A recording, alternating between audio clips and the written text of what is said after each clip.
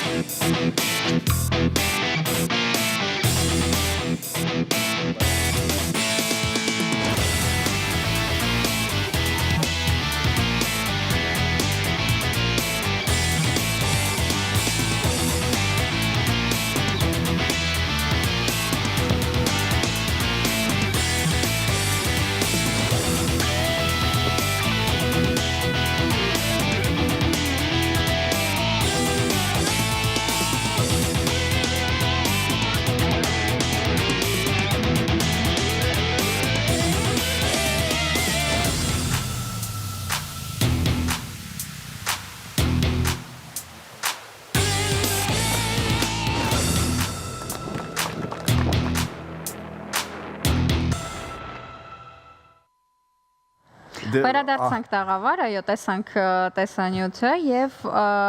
այստեղ հետաքրքիրը ոնց որոշեցիք հենց առաջին, այսինքն նախադեպ դեռ չեր ունեցել, առաջին մրցույթը հայտարարվեց, ոնց որոշեցիք մասնակցել եւ զբաղեցրեցիք մրցանակային տեղ։ Երկրորդ պատվավոր տեղ, այո։ Երկրորդ պատվավոր տեղ դասեցի։ Ես Զոհրաբ Պաչյանին դեռ շատ վաղուց եմ ճանաչում ու այդ ձկնորսյան սերը իմ հանդեպ ձկնորսյան սերը ես շատ ունեցել եմ, էլի թե բնություն, թե մի խոսքով, այսպես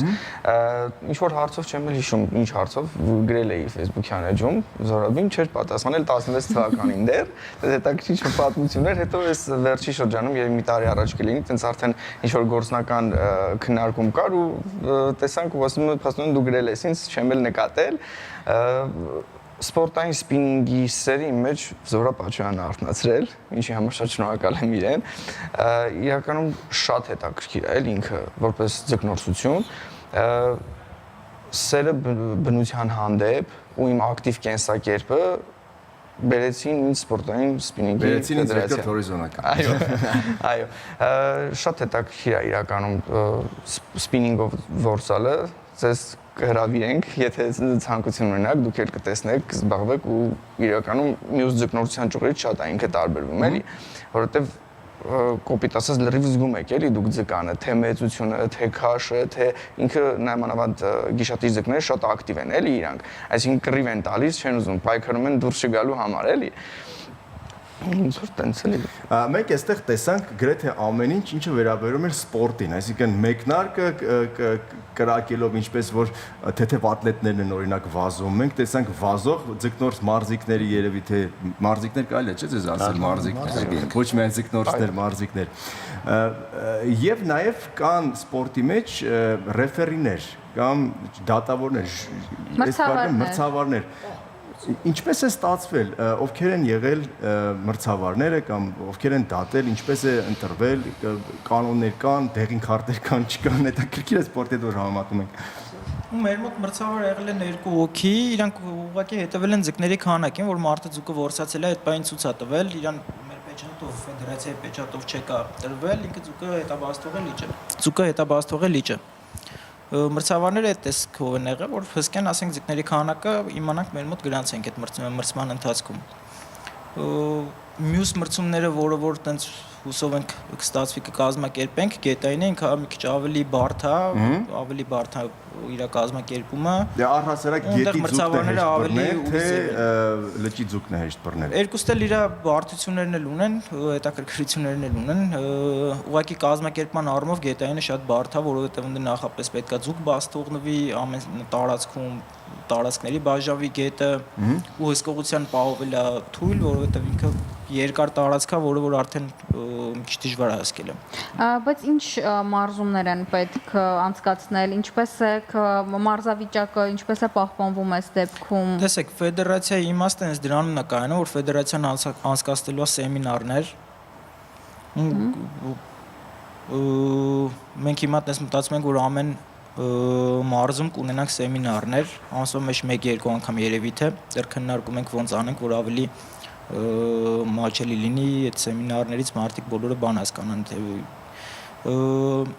սեմինարներից բացի այս մրցումների իմաստը լենա, որ մենք ունենանք թիմ, Հայաստանի հավաքական, այսպես ասած, ամեն մրցման, ամեն ձկնորսության տեսակի համար։ Հիմա օրինակ մեր Արևան Վրաստանում իրանք իրենց թիմը ունեն։ Ու աշխարհում ընդունված բան է, որպես սպորտաձև ձկնորսությունը շատ երկրներում կա մրցումներ անցկացվում է,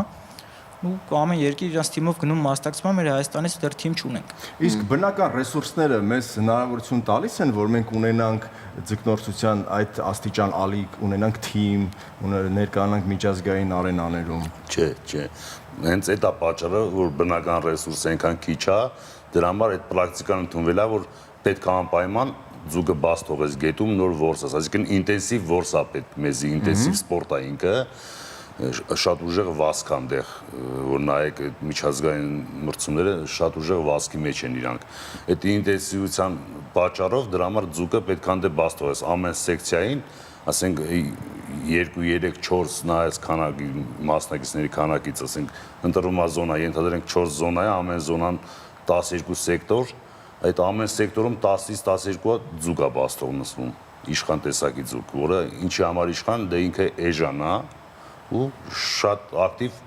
բան է։ Հիմա դուք ասում եք, ես ակամայից հիշում եմ մի ռուսերեն արտահայտություն, Նիկլյույոտ, այսինքն շատ ժամանակ նաև բախտի բան է ձուկ բռնելը։ Գնացիր, նստեցի ժամերով եւ կբռնվի թե չի բռնվի չես իմանա։ Բնականաբար, եթե հավելյալ ավելացրած չի։ Այստեղ սպորտային բախտը, որ ասում թե կոնկրետ պիտի լինի, որովհետեւ ինչ իմանաս ինչպես կլինի։ Այս բախտի գործոնը որքանով է աշխատում նաև սպինինգում։ Նայեք, բախտի գործոնը սպորտի մեջ մի քիչ քչանում է, որովհետև ինքը առաջերտին նստած չի, չես նստելու, անընդհատ շարժի մեջ ես լինելու դու։ Աստորեն դու քո դիրքը կարող ես փոխել, գնալ։ Այսինքն զոնաներով կարող եք փոխել։ Ենթադրենք 20 հոգի մասնակից է, 40 զոնա է, ամեն մասնակցին 2 զոնա է հասնում, մեկը որ ինքը զբաղեցնում է, մյուսը որ ազատ է, տարբեր տեղ։ Ինքը ցանկացած ազատ տեղ, որտեղ տեսնում է, որ իր աշկը հայերեն ասած ոնց տնավարի ասած ուտում աշկի կերա, որ տեղից կարա ինքը ձուկ հանի, կարա գնա զբաղեցնի այդ ազատ սեկտորը, ընդեղից իր ձուկը բռնի։ Հա։ Մեկը բախտի գործոնը ինչով է դուրս գալի տեղից, սենց է։ Ձկներին, որ մի անգամ, երկու անգամ բռնում ես, բացես թողում, այսինքն իրանք որ ծակվում են, արդեն ինքը շատ զգուշավոր է դառնում, արդեն դա բախտը վերանում է բախտի գործոնը։ Իրան պետք է արդեն ոնց որ քո փորձը, քո պրոֆեսիոնալիզմով պետք է արդեն փորձես իրան բռնես այդտեղից։ Իսկ ինքը ափից հեռանա, քիչ-քիչ գնում է դիմացի ափ, այնտեղ արդեն դու պետք է պրիմանկեք այդ արհեստական խայծերը փոխես, տեսնես արդեն որին է ինքը հավանում ինչ անում, ու ահագին նյուանսներ կա, որ պետք է արվի այդ ընթացքում։ Ամենադժվար փուլը երրորդ փուլն է, վերջինը, որ արդեն սաղ ձկները ծակվել են, էլ հնար չկա բռնելու, իրանց արդեն դե շատ ուժեղ պրոֆեսիոնալիզմն է խոսում։ Այսինքն ձկները նախապես բուծվում են, հետո բերում բացեք թողում են տեղ։ Բուծարանից ֆեդերացիայի ֆոնդից փող է տրամադրվում, բուծարանից ձուկը գնում են, բերում են սեկտորներով բաց են թողնում, այսինքն սենց է, ընդհանրապես սենց է, բաց են թողնում մի օր առաջ, որ ադապտացվի այդ ձուկը այդ տարածքին ցրվի հավասարաչափ տարածքով մեկ։ Հաջորդ օրը գան ձուկը սկսեն որսալ, բայց որ թե մեր երկրում, թե մնացած կողքի հարևան երկրներում որսագողերը շատ են, չենք համբերում այդ ընթացքը, որ մենք բանան է ձուկը բաց թողենք, գիշերը մնա։ Այսինքն ձուկը բաց ենք թողում 2-3 ժամ հետո սկսում ենք որսալ։ Մի քիչ ճիշտ չի, բայց մինչև կադապտանա ձուկը եւ բայց ինձ հետաքրքիր է ինչ որակներ են պետք այս սպորտաձևում ներգրավելու եւ առհասարակ ձկնորս լինելու համար եւ մի քիչ էլ խոսենք կանանց ներգրավվածության մասին կան թիմում կանայք մասնակցության այո ինչու ոչ մասնակցության հայտ ներկայացրած կանայք կան մի քիչ որակներից խոսենք մասնագիտական եւ հետո անցնենք մյուս թեմային համբերատարություն չէ, ինչը շատ մեծ համբերատարություն։ Ծով համբերություն։ Եվ զգացքես ինչպես ձուկը ջրում։ Դա է պետք։ Եվ առաջինը բնության հանդեպ սեր, հարգանք, որտեղ հենց դա է, եթե չհարգես բնությանը, հենց այդ ձուկ բաց թողնելը դա է էլ նշանակում։ Այսինքն պետք է հարգես բնությանը, մենակ պետք է չմտածենք մեր մասին, ձուկը բռնեցինք ու տարանք։ Պետք է մտածենք մյուս ձկնորսների մասին, բնության մասին, մաքուր պահենք բնությունը, ինչու ոչ։ Կարեն, դուք որպես ֆեդերացիա Չգցներեք, չխոսեցինք կանանց ներգրավվածության մասին հավաքականում, այսինքն ստեղ սերային ինչ-որ բան չկա, եթե ուզեն կարող են գա ներգրավ, բայց կային այս ընթացքում մասնակցածներ։ Եթե ուշադիր նկատ նայեցիք, կար ունենք Վերոնիկան, որը ամեն մրցումներին պարտաճանաչ ներկա է ինքը ամեն անգամ։ Կա հələ որ Վերոնիկան է պարտաճանաչը, կա էլի քիչ են մասնակցում, 1-2 անգամ եղել, բայց Վերոնիկան պարտաճանաչն է մեր ամեն դեպքում։ Դասանք հաջորդ անգամ մրցակցային տեղ կլինի։ Ռուսաստանի շատ կան մասնակցող։ Հա, Հայաստանում դեռ ոնց որ դες այդքան տարածված չի, հիմնականում Վերոնիկան է, բայց Ռուսաստանից ունենք այդտեղ ռելականտեր ունենք, որ մասնակցում են։ Չկարացավ, պետք է ռուս աղջիկներ մասնակցեն։ Հուսանք հաջորդ անգամ կազմակերպվի Կարեն, սա նաև լավ խթան է առհասարակ ձկնորսության մշակույթը եւ պրոֆեսիոնալ մակարդակի բերելու եւ զարգացնելու համար ինչպես որ նշեց Տիգրանը սեր բնության հանդեպ երբ մայիսին կազմակերպվեց, դուք այդ ալիքը նկատել եք, զգացել եք, ինչպես կգնահատեք առհասարակ այդ ձկնորսության որակը եւ ձկնորսության պրոֆեսիոնալ ձկնորսության մակարդակը Հայաստանում։ Մակարդակը ուզում ենք բարձրացնել։ Մեր մոտ մի քիչ թույլ է պրոֆեսիոնալ մակարդակը, դրա համար աշխատում ենք այդ մակարդակը բարձրացնելու վրա, քանի որ չենք ունեցել ֆեդերացիա չի եղել, ամեն մեկը ինքն իր համար գնացել բռնել է, հիմա ֆեդերացիան ստեղծվել է, որ սիրողներին բերենք ֆեդերացիա ու քիչ-քիչ զարգացնենք, որ դառնան պրոֆեսիոնալ, որ կարողանանք արդեն միջազգային մրցումների մասնակցել։ Այս մրցույթից հետո արդեն ներգրավողներ եղան եւ որքան ներգրավողներ եղան։ Բավականին միջև մրցույթ էլ կային ներգրավողներ, մրցույթից հետո էլ բավականին ներգրավողներ արդեն կան։ Ու ցանկացողներն էլ շատ են։ Անընդհատ գրում են, զանգում են, որտեղ գնանք, ոնց միանանք ֆեդերացիային։ Իսկ ինչ որ կներես, ինչ որ մարդկանց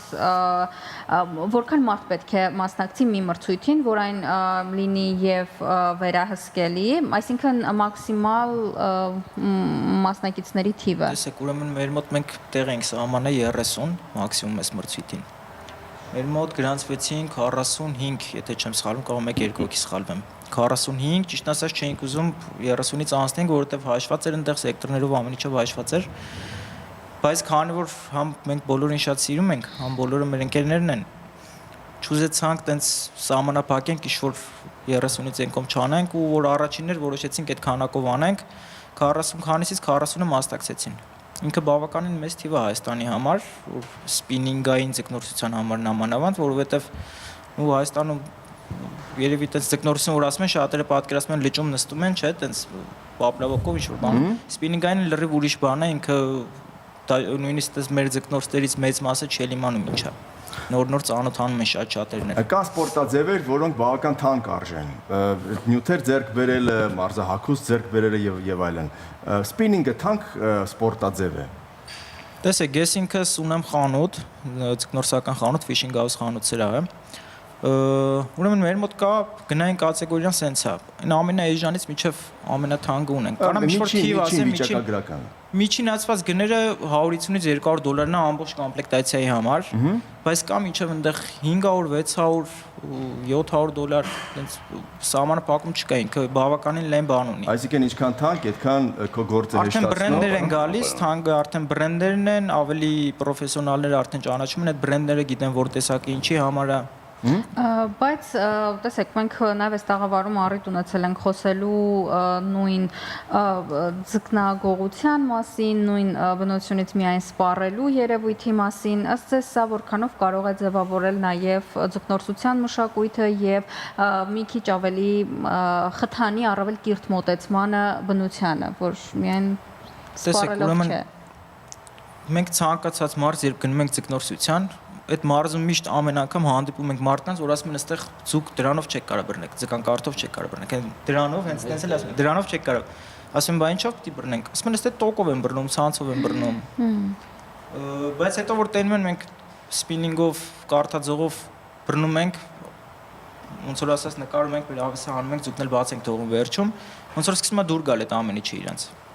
Ինքը մարդիկ տենալով սովորում են, որ տենց կարելի է ձուկ բռնել, չվնասել ձկանը եւ դա դարձնել հոբի։ Որ բաց ես թողում զարմանում են շատ ժամանակ, ասում են բռնեցիր խի բաց թողեցիր։ Ասում եմ ինձ այդ process-ն է դուր գալիս, բռնում եմ հաճույքի համար, նկարում եմ, ֆոտոները անում եմ, բաց եմ թողում ձկանը։ Բայց քիչ-քիչ զարգանում է Հայաստանում էլ բավականին քչացել է, ինչքան էլ որ հələ չի վերացել, բավականին քչացել է այդ գործակողությունը։ Ու ես հիշում եմ երևի մի 7-8 տարի առաջ այդպես մոտավորապես ավելի շատ էր, քան հիմա։ Դե երբեմն նաև շերեփուկներին են բռնում, ինչը կարող է վտանգել մի ամբողջ տեսակի վերացմանը, սա եւս խնդիր է, այսինքն որոշակի կանոններ պետք է լինեն։ Բռնում են ինքը արդեն այդ տարածքում ինչքան ձուկ կա, կարելի ասել սա փչացնում է վсё։ Սիրելիներ, արդյոք սեզոնային է ձկնորսությունը եւ պարբերականությունը ինչպես է լինելու։ Մայիսին անցկացրեցինք արդեն հաղթողին, ինչպես հաղթողի անունը ասեք, որտեվ երկրորդ մրցանակակիրն է մեր տաղավարում, իմանանք էլի, որտեվ սկզբում ասացինք սպորտային ձկնորսը առաջին անունը Սևակ, ազգանունը Սևակին ողջունենք, շնորհավոր ենք, ասենք, որ նա առաջին հաղթողն է, առաջին նշեմ, որ Սևակը առաջ անգամ էր մասնակցում մրցումների եւ առհասարակ ինքը տարվա մեջ 1 կամ 2 անգամ է ձկնորսության գնում, իր մոտ բախտի գործ է։ Հետո էլ ասում եք բան չկա, տեսեք որ ասում է։ Սեզոնային բանից խոսենք։ Ինքը սեզոնային է, որովհետեւ եթե ձկներ կան, որ ձվադրման սեզոնին չի թույլատրում բռնել, մենք չենք բռնում այդ ձկներին։ Ըստ դրան է արդեն մրցումները այնց են կազմակերպում, որ այդ սեզոնին չունի։ Հիմա մայիսին կազմակերպվեց, հաջորդը տարվա կտրվածքով էլի կազմակերպվելու է, թե ուրիշ միջոցառումներ է կազմակերպվելու։ Մայիս ամսվա համար։ Դե մայիսը ասացիք, որ կազմակերպվեց, չէ՞ մայիսի 4-ին էր։ Մայիսի 4-ին ավարտվեց։ Հիմա երբ է հաջորդը լինելու։ Հաջորդը չունենք պլանավորած դեռ հիմա կոնկրետ օր չունենք, բայց մեզ պետք է արդեն պլանավորման քարտեզ կոնկրետ քարտեզը ինչի համար է պետք, որ ներկայացնենք մյուս երկրներ, ասենք իրանք որ իմանան մենք երբ ենք պատրաստվում մրցումների, մեզ մոտ գան, նույնիսկ իրանք քարտեզից մեզ է պետք, որ մենք գնանք իրանք մոտ, այսինքն մեր ժամանակները, օրերը համատեղենք ու գնանք մրցումների։ Օրինակ Ռուսաստանից մեծ խումբ կա, որը ցանկություն է հայտնել մասնակցելու կոնկրետ գետայինին։ Դրա համար հիմա մենք մտածում ենք կազմակերպել ու լավ կազմակերպել, որպեսզի առաջ անգամ մարդիկ գալիս են մեր մոտ մրցումներին մասնակցելու ու ունենանք լավ կազմակերպված մրցումներ։ Պետքա փորձենք այդ տեսնենք ոնց կստացվի։ Դե ձեզ ամենայն հաջողություններ լավ կազմակերպելու համար։ Դժվար առաջին անգամն է, հետո արդեն փորձառություն է, որ գալիս եւ